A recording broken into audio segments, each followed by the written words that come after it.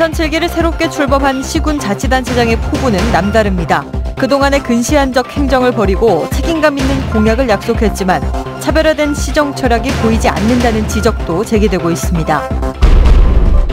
제11대 전라남도 의회 전반기 의장 선거에서 3선의 이용재 의원이 선출됐습니다. 민주당 소속 의원들이 의장에서 상임위원까지 모두 차지했습니다. 여순사건 70주기를 맞아 각종 기념사업을 주도할 시민추진위원회 구성이 추진되고 있습니다. 하지만 위원회 구성을 두고 참여단체별로 갈등과 잡음이 심해지고 있습니다. 자치단체와 지방대학이 학교 정상화를 위해 손을 잡았습니다. 광양한려대학교와 광양보건대학교의 학생 충원과 행정적 지원을 위해 광양시가 전라남도와 함께 나서기로 했습니다.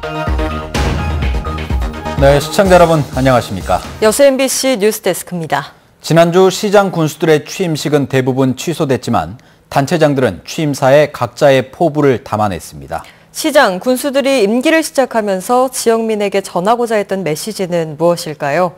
박강수 기자가 취임사의 핵심을 짚어봤습니다. 취임사에 드러난 권오봉 여수시장의 핵심적 문제의식은 과거 여수시의 근시안적 행정, 엑스포 이후 도시 인프라가 좋아졌지만 단기적 성과에 치중해 물가 상승과 교통체증, 불균형 개발을 불러왔다는 인식입니다. 관광객과 시민, 원도심과 신도심, 또 산업 간의 상생을 위해서는 이제 시민을 중심에 둔 장기적 관점의 개혁이 필요하다고 강조합니다. 시계를 조금 더 길게 봤으면 좋겠다. 중장기적 시계 하에서 정책을 봤으면 좋겠다. 혁신입니다.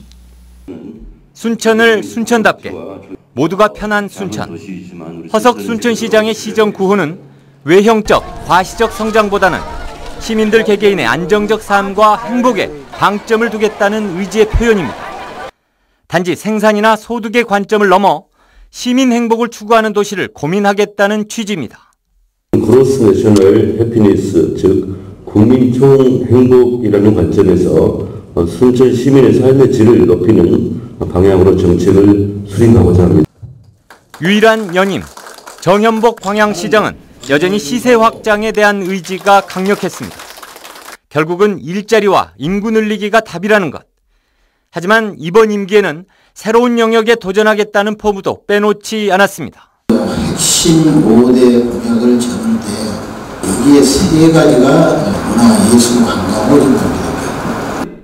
송귀근 고흥군수는 취임사의 많은 부분을 지역 내 갈등 구조의 해소와 적폐청산 의지를 강조하는 데 할애했습니다. 오랜 기득권 세력의 전횡을 차단하고 고흥 원탁회의로 대표되는 소통의 장을 만들어내겠다는 각오입니다. 국민과의 약속입니다. 그냥 제가 일회성으로 말하고 끝난 게 아닙니다. 그렇기 때문에 제가 이 약속을 못 지키면 국민에게 거짓말을 하는 게 됩니다. 단체장들이 취임사에서 공약에 대한 강한 책임감을 나타낸 점은 평가할 만합니다. 하지만 향후 4년 행정의 이정표가 될 취임 일성에 좀 더 선명하고 차별화된 시정 철학이 드러나지 않아 아쉽다는 반응도 나옵니다. MBC 뉴스 박광수입니다. 전라남도 의회 전반기 의장에 3선의 이용재 의원이 선출됐습니다. 의장에 이어 상임위원장 자리도 민주당 소속 의원들이 싹쓸이했습니다. 장용기 기자입니다. 의장 선거 투표 결과를 말씀드리겠습니다.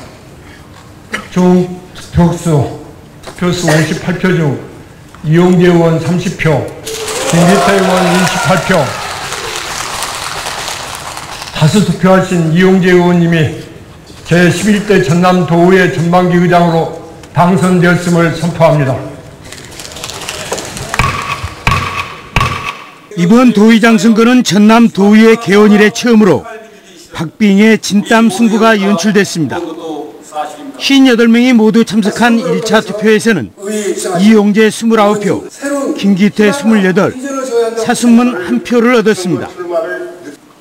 30표 이상 과반 투표자가 없어 다시 치러진 2차 투표에서는 이 의원과 김 의원이 똑같이 29표, 사순문 의원 0표를 기록했습니다.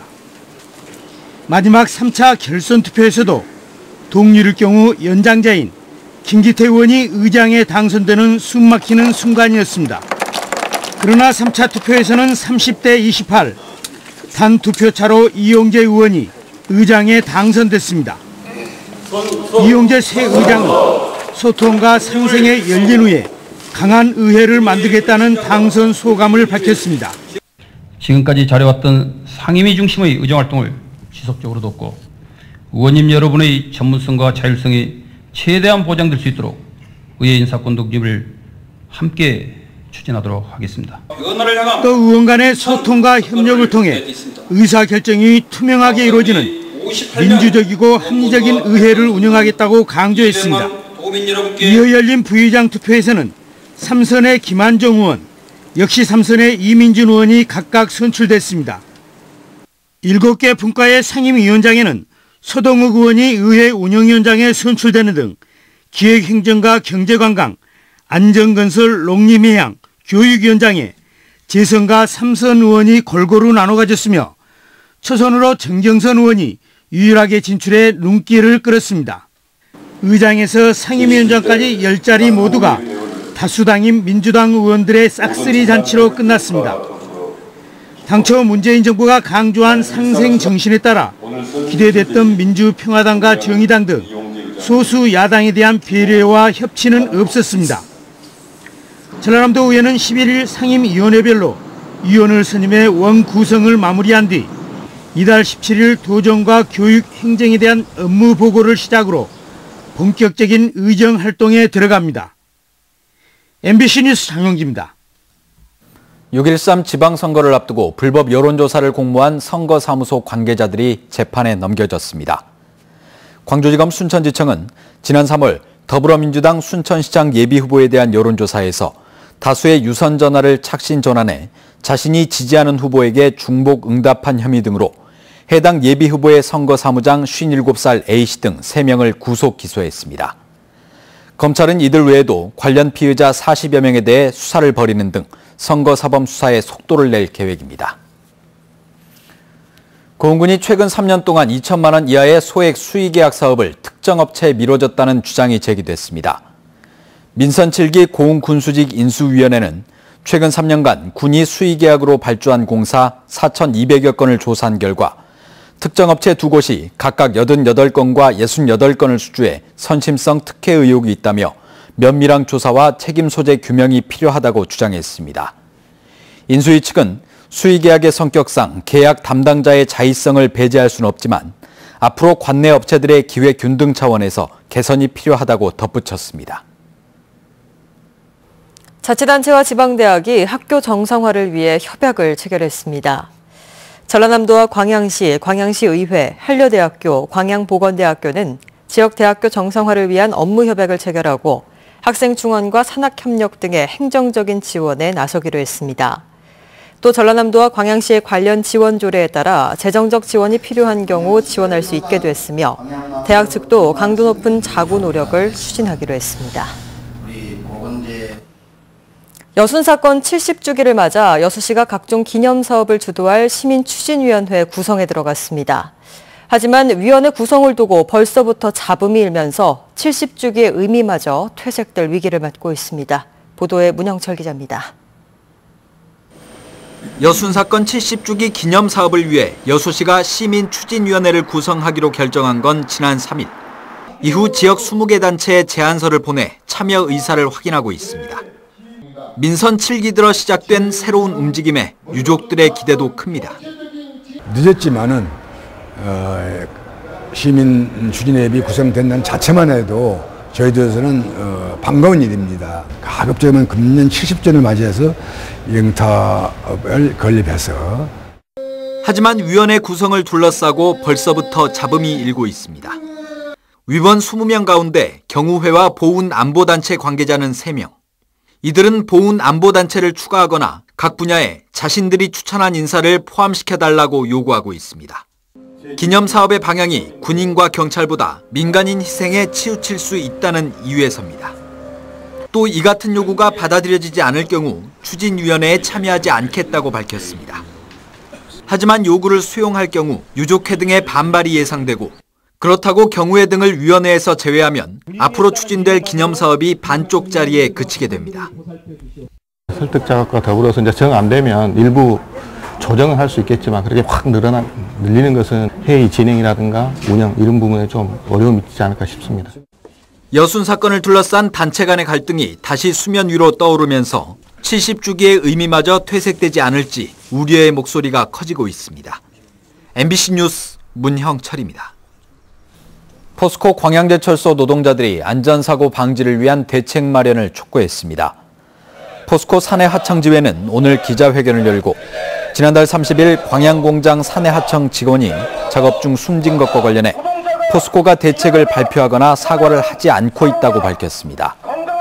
또 올해 초 포항공장에서는 400건이 넘는 위반 사항이 적발되는 등 현장 노동자들이 중대 재해에 노출됐다고 지적했습니다. 지회는 포스코의 노동안전 보건 시스템을 전면 재점검해야 한다며 포스코에 대한 특별 근로감독을 시행해 줄 것을 노동부에 요구할 계획이라고 덧붙였습니다. 양성평등 주간을 맞아 순천시가 올바른 성평등을 강조했습니다. 순천시는 오늘 시민 1000여 명이 참석한 가운데 열린 기념식에서 여성 권익 증진에 앞장선 시민과 공무원들을 격려하고 성평등에 기여한 부부들을 표창하는 등 평등 문화 확산을 위해 노력하겠다고 다짐했습니다. 이번 행사는 경제와 문화 등 다양한 분야에서 양성 평등 문화를 정착시키기 위해 매년 열리고 있습니다. 광양항 서측 배후단지 내 유휴부지에 조성된 대규모 꽃밭이 광양항의 새로운 명소로 떠오르고 있습니다. 여수광양항만공사는 광양항 월드마린센터 앞 유휴부지 5만 3천 제곱미터에 꽃밭을 조성했으며 해바라기가 만개하면서 주말 시민들의 발길이 이어지고 있다고 밝혔습니다. 공사는 항만 미관을 위해 유휴부지를 활용해 꽃밭을 조성하는 등 광양항 경관 개선 사업을 지속적으로 확대할 계획입니다. 여수 지역 청년들의 창업 공간인 꿈뚜락몰이 오는 12일 공식 개장합니다. 중앙시장 2층에 마련된 꿈뚜락몰에는 국비 7억 5천만 원 등 모두 15억 원의 사업비가 투입됐으며 먹거리 부스와 체험 공방 등 모두 29개 점포가 운영될 전망입니다.